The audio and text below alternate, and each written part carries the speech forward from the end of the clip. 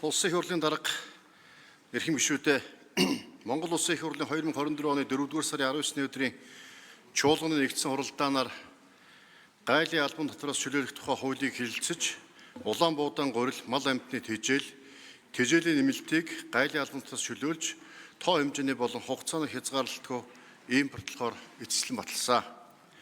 Хууль хэрэгжиж тухайн цаг үеийн хүндрэлтэй нөхцөл байдалд хүнсний гол нэрийн бүтээгдэхүүний хангамж, нийлүүлэлтийн тогтвортой байдлыг хангах, мал аж ахуйн салбарыг эрсдлээс хамгаалах зорилготой хүрсэн учраас гайлын албан татвараас чөлөөлөх тухай хууль хүчингүй болгож болох тухай хуулийн төслийг улсын их өргөн барьж хэлэлцүүлсэн боловч дэмжигдээгүй. Энэ хуулийн үйлчлэл нь зөвхөн улаан буудаан гурил үйлдвэрчийн үйл ажиллагаанд бус хөдөө аж ахуйн салбарын суур үйлдвэрлэл болох газар тариалан, мал аж ахуй болон тэжээлийн үйлдвэрлэл, түүнчлэн техник, тоног төхөөрөмж, ургамал хамгааллын бодис, бордооны ханган нийлүүлэлтийн үйл ажиллагаа зэрэг хөдөө аж ахуйн нийлүүлэлтийн сүлжээнд тогтворгүй байдлыг бий болгож байна. Хүнсний тухай хуулиар Монгол хүний физиологийн хэрэгцээнд зайлшгүй шаардлагатай малын мах, сүү,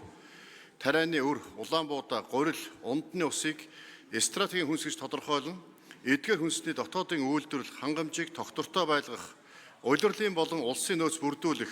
импортын хамаарлыг бууруулах чиглэсэн арга хэмжээг төрөөс хэрэгжүүлдэг. Өөрөөр хэлбэл Монгол хүний хангалтагч суур хүнсний хэрэглээ нь стратегийн хүнс бөгөөд эдгээрийг дотоодын үйлдвэрлэлээр хангах чадвартай байх нь манай улсын хүнсний аюулгүй байдлын баталгаа төдийгүй үндэсний аюулгүй байдлын нэгэн чухал илэрхийлэл гэж үзэж болно. Цаашид энэхүү хуулийн үйлчлэл хугацааг үргэлжлэх нь стратегийн хүнсний үйлдвэрлэл хангамжийн тогтолцоо гажуудуулж улмаар Монгол улсын хүнсний баталгаат аюулгүй байдлын эрсдэлт эмзэг нөхцөл байдлыг нэмэгдүүлнэ.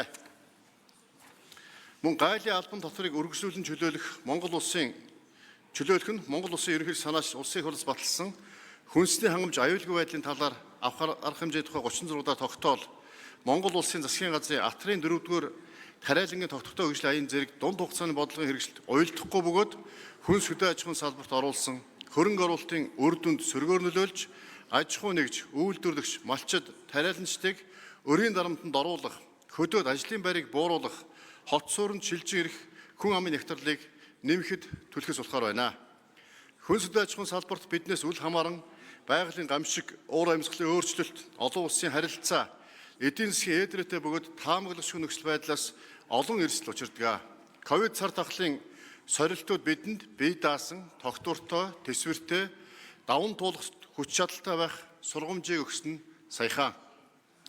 Улсын хэмжээнд 2025 оны хаврын тариалалт 6-р сарын 19-ны өдрийн байдлаар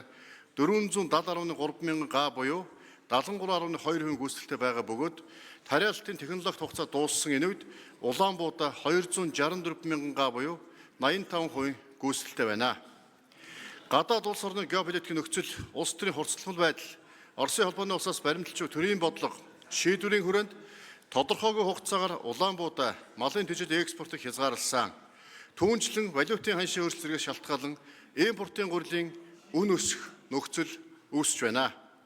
Иймээс хөдөө аж ахуйн салбарт үүссэн бодит байдлыг үндэслэн гайлын албан татварыг чөлөөлөх тухай хуулийг хүчингүй болсон тооцох тухай хуулийн төслийг боловсруулсан болно.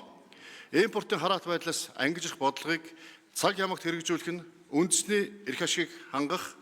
тусгаар улсын үүрэг бөгөөд цаашд импортын гурилын үн дотоодод үйлдвэрсэн гурилын үнээс хямд байх баталгаа байхгүй тул гайлын албан татвараас чөлөөлөх тухай хууль хүчингүй болгох тухай хуулийн төслийг хэлэлцэн шийдвэрлэж өгнө. Анхаарал тавьсанд баярлалаа.